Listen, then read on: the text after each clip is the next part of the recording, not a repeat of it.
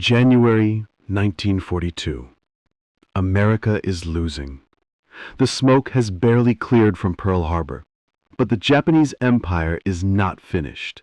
They are a tidal wave of conquest.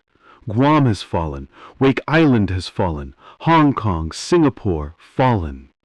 In the Philippines, American and Filipino soldiers are cornered, fighting a hopeless battle on the Bataan Peninsula. In America, there is no hope, only fear. A map in a Main Street diner shows a creeping shadow spreading across the Pacific. The Japanese seem invincible, their homeland a sacred, untouchable fortress.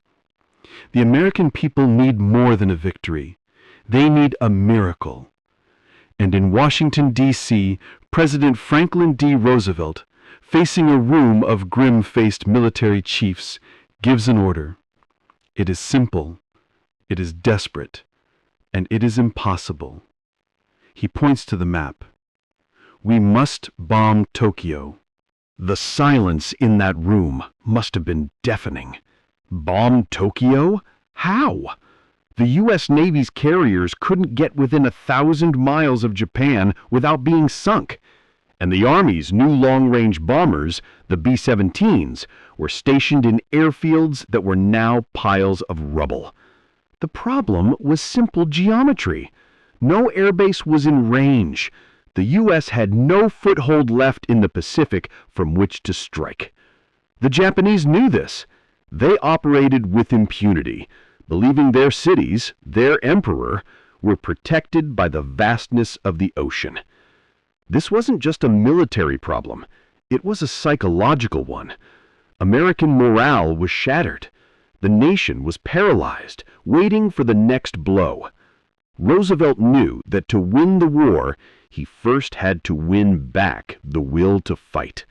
He needed to prove that America was still in the fight, that Japan was not invincible, that blood could be drawn. His admirals and generals told him it couldn't be done. But Roosevelt didn't care about can't. He needed an answer. The answer came not from a general, but from a Navy captain named Francis Lowe. While inspecting the new aircraft carrier, the USS Hornet, he idly watched several Army bombers practicing maneuvers on an airfield painted on the deck. A spark ignited. What if Army bombers, which had the range, could take off from a Navy carrier, which had the mobility? The idea was madness. A medium bomber, like the new B-25 Mitchell, weighed 27,000 pounds. Its wingspan was nearly 70 feet. It was designed to take off from a 3,000-foot runway. An aircraft carrier's deck was less than 500 feet of pitching, rolling steel. It had never been done. It was considered a suicidal maneuver. The idea filtered up the chain of command, landing on the desk of the one man in the entire U.S. military who might be brilliant enough and crazy enough to believe it was possible. His name was Lieutenant Colonel James Jimmy Doolittle. If you were to invent a hero, you'd invent Jimmy Doolittle. He wasn't just a pilot, he was an aviation pioneer, a daredevil record setter who had pushed planes to their absolute limits. But he wasn't just a daredevil, he was a scientist. He held a doctorate in aeronautics from MIT. He was one of the first men to master blind flying, using only instruments. He was a brilliant engineer who understood stress and lift better than the men who designed the planes. And he was a leader. Doolittle analyzed the problem. The B-25, the 500-foot deck, the 2,000-mile flight, the fuel. The math didn't add up. But it could. The plan he formalized was audacious to the point of insanity. A task force built around the USS Hornet would carry 16 Army B-25s. They would sneak across the Pacific to within 450 miles of the Japanese coast. The bombers would launch, drop their payloads on industrial targets in Tokyo, Yokohama, and other cities, and then keep flying. They would not return to the carrier. Landing a B-25 on a carrier was truly impossible. Instead, they would fly another 1,200 miles across the East China Sea, hoping to find at friendly airfields in unoccupied China. It was a one-way ticket. They would be flying for 14 hours at the absolute limit of their fuel over vast stretches of enemy water to a country they had never seen, arriving at night with no homing beacons, hoping to find a handful of airfields in the dark. And Doolittle wouldn't just plan it, he would lead it. The mission needed crews. Doolittle went to the 17th Bombardment Group, the first to be equipped with the B-25. He assembled the men. He told them he was looking for volunteers for a mission that was secret, extremely hazardous, and high risk. He couldn't tell them where they were going, but he made it clear they might not come back. 80 men, 16 crews of 5, stepped forward. One of them was Lieutenant Ted Lawson. Lawson was a young, confident pilot. He and his crew, like the others, were shipped to Eglin Field, Florida. The secrecy was total. They were told to practice the impossible, taking off in less than 500 feet. A white line was painted on the runway, simulating the carrier's deck. Day after day, Doolittle, acting as their instructor, pushed them. Ted Lawson, VO, simulation. We'd taxi back, lock the brakes, and push the throttles forward until it felt like the engines would tear right off the wings. The whole plane would shake and scream. Then Doolittle would flag us. Brakes off. We'd lurch forward, fighting the controls, just praying the wheels would lift before that white line. Every single time, my stomach was in my throat. Narrator. While the men trained, the planes were torn apart. This is where Doolittle's engineering genius shone. The B-25s were brand new, but Doolittle's crews ripped them open. Everything non-essential was stripped out to save weight. Radios, gone. Lower gun turret, gone. Even the top-secret Norden bomb sight, America's most prized piece of technology, was removed. Doolittle feared it would fall into enemy hands. Instead, they installed a crude 20-cent replacement nicknamed the Mark Twain. And in place of the guns and bomb sight, they added more fuel. A massive, collapsible rubber fuel bladder was crammed into the bomb bay. Another tank was put where the radio operator sat.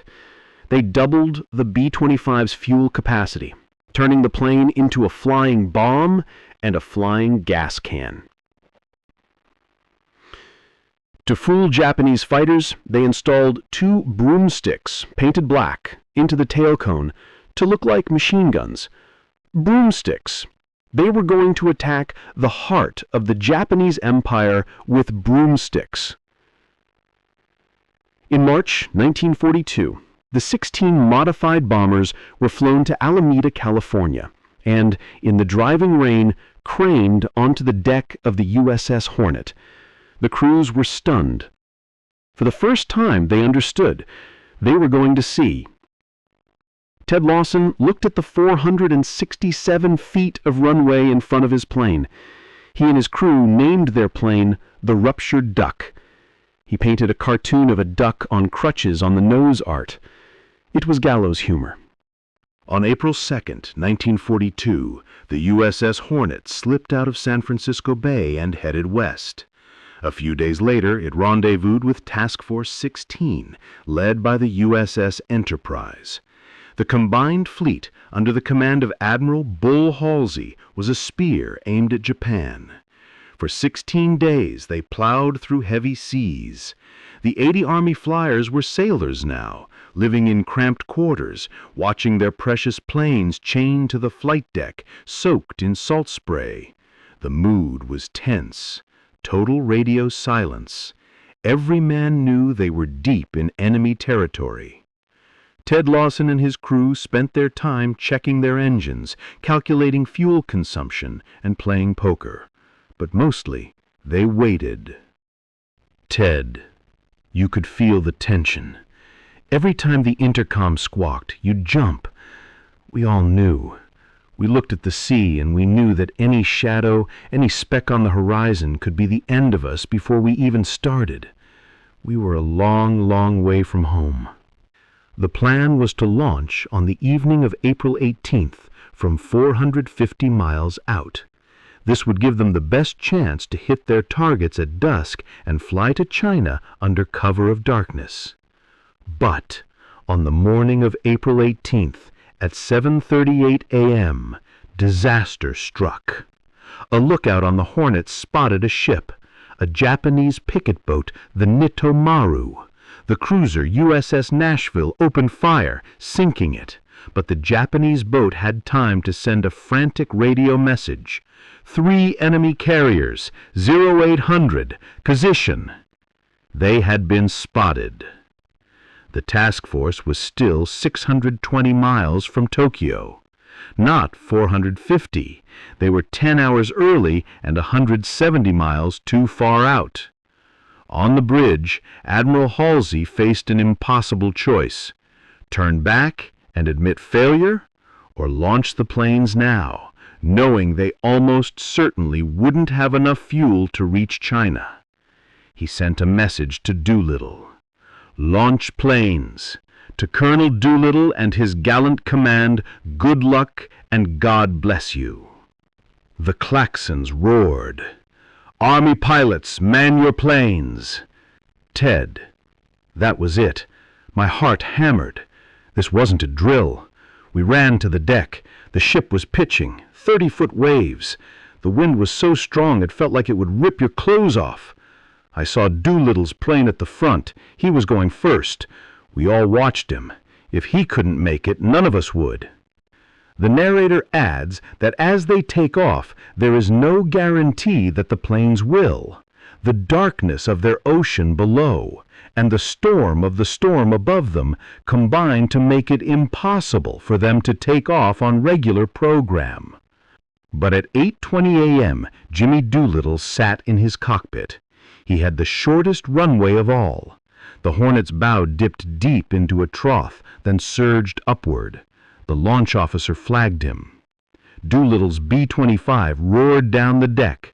For a heart-stopping second, the plane cleared the deck, dipped and vanished from sight, its wingtips nearly clipping the waves. Then, slowly, agonizingly, it climbed into the sky. He was airborne.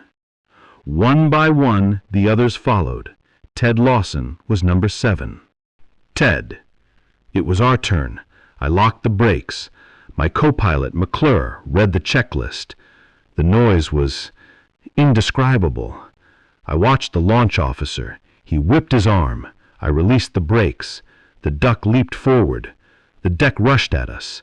I pulled back on the yoke with everything I had. And then, nothing. Just air. We were flying. We were actually flying. For an hour, 16 bombers, one after another, defied physics and clawed their way into the sky. It was the single greatest feat of aviation of the entire war. And the mission had only just begun. The 16 planes flew just 50 feet above the waves in total radio silence to avoid detection. For 6 hours, they endured the crushing monotony and terror of low-level flight. Then they saw it. Land, the coast of Japan. Ted Lawson's crew, like the others, ascended to 1,500 feet. They were stunned. There was no resistance, no swarms of Zero fighters, no flak. The Japanese defenses were completely unprepared, believing, as their propaganda promised, that no American plane could reach them. They saw the B-25s and assumed they were their own planes on a drill. At 12:30 p.m., Lawson was over Tokyo. It was surreal. The city just opened up. I could see factories, docks, a steel mill. That was our target. Our bombardier Thatcher took over. "I've got it," he said. The bomb bay doors opened. I just had to fly straight. It was the longest 30 seconds of my life. I saw little black puffs. Flak! They were finally shooting at us. Then Thatcher yelled, "Bombs away!" The ruptured duck lurched upward as the 2,000 pounds of incendiaries fell. Lawson pushed the throttles to the firewall and dived back to treetop level, weaving through the city. For 30 seconds, 16 American crews brought the war to a nation that believed it was untouchable. Doolittle's plane dropped its bombs on a factory, the shockwave rattling his plane. Other crews hit military targets in Yokohama, Kobe, and Nagoya. The physical damage was minimal. A few factories, a power station. This was not a mission of destruction. It was a mission of psychology. And as Ted Lawson's B-25 roared over the rooftops, past a shocked population, he banked southwest. Destination, China, thousands of miles away. The elation of the attack quickly faded. The reality of their situation set in. The sun began to set. The fuel gauges crept toward empty. And then the storm hit. A ferocious gale tore at the planes. Rain and lightning blinded the pilots. They were alone, low on fuel, in a storm, in the dark, over a hostile country. Ted Lawson, audio simulation. The engines sputtered. We were out of gas. I told the crew, "This is it. We're going to have to ditch." We were over water, in the storm. I tried to find a beach. I saw a line of white. Surf. I aimed for it.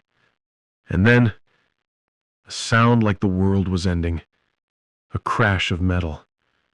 I was thrown through the cockpit. The ruptured duck cartwheeled into the sea. Lawson's leg was almost severed. His crew was scattered, wounded, but alive. They were found by Chinese guerrillas who carried them for miles, hiding them from Japanese patrols. Lawson's ordeal was just beginning. Infection set in, and a missionary doctor would have to amputate his leg with a razor and a carpenter's saw. Jimmy Doolittle, his own plane out of fuel, ordered his crew to bail out over a mountainous region of China. He parachuted into a rice paddy. When he landed, his first thought was not of victory. It was a failure. As a commander, he had lost every single one of his 16 planes. He was convinced the mission was a disaster, that he would be court-martialed.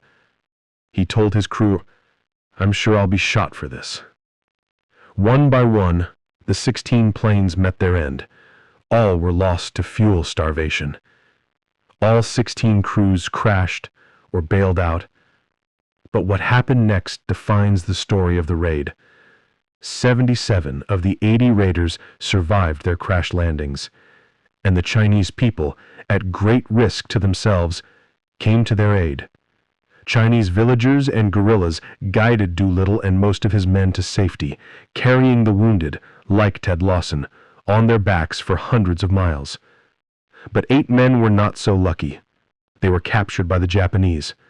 They were paraded through Tokyo, beaten and tortured. They were put on a show trial, accused of war crimes for bombing civilian targets, an absurd charge from a military that had infamously brutalized Nanking. All 8 were sentenced to death. 3 of them, Lieutenant Dean Hallmark, Lieutenant William Farrow, and Sergeant Harold Spatz, were executed by firing squad. Another, Lieutenant Robert Meader, died of starvation and disease in captivity. The remaining 4 would endure 40 months of horrific imprisonment until the end of the war. And the cost was even higher. The Japanese high command was enraged, not by the bombing, but by the shame. And they were enraged at the Chinese civilians who had helped the Americans. They launched a retaliatory campaign, the Zhejiang-Jiangxi campaign. They sent 50,000 troops to terrorize the provinces where Doolittle's men had landed. They systematically murdered every man, woman, and child suspected of helping the raiders. They burned villages, destroyed crops, and unleashed biological weapons, cholera, and plague. The estimated death toll for this reprisal, 250,000 Chinese civilians, 250,000 people murdered because they had shown kindness to 70 American flyers. This was the dark, unspoken, and terrible price of the Doolittle Raid. When Jimmy Doolittle was finally smuggled out of China and returned to Washington, he was still convinced he was a failure. Instead, he was met as a national hero. The news was out. Tokyo bombed. American morale exploded. The impossible had been done. The invincible had been hit. Doolittle, shocked, was awarded the Medal of Honor by President Roosevelt and promoted 2 ranks to Brigadier General. But the true victory of the Doolittle Raid was not the bombs, and it was not the morale. It was strategic. The raid shattered Japanese military confidence. It proved their homeland was vulnerable. Admiral Yamamoto, the architect of Pearl Harbor, was humiliated. He vowed it would never happen again. He pulled back vital fighter groups to defend the home islands, weakening his front lines, and he made a fatal decision. He had to destroy the American carriers. He diverted all his resources to a new plan, an ambush, a massive attack on a tiny American base called Midway. The Doolittle Raid, a mission with almost no tactical value, had successfully baited the entire Japanese Navy into a trap. In June 1942, just 6 weeks later, the U.S. Navy, armed with broken Japanese codes, was waiting for them at Midway. In the battle that followed, Japan lost 4 of its best carriers, the heart of its fleet. That was the turning point of the Pacific War. The Doolittle Raid was a story of impossible bravery, of 80 volunteers who flew into the unknown. It was a story of sacrifice, paid by men like Ted Lawson, who lost his leg, by the crews who were executed, and by the 250,000 Chinese civilians who died for them. It was a suicide mission that didn't just save America's morale, it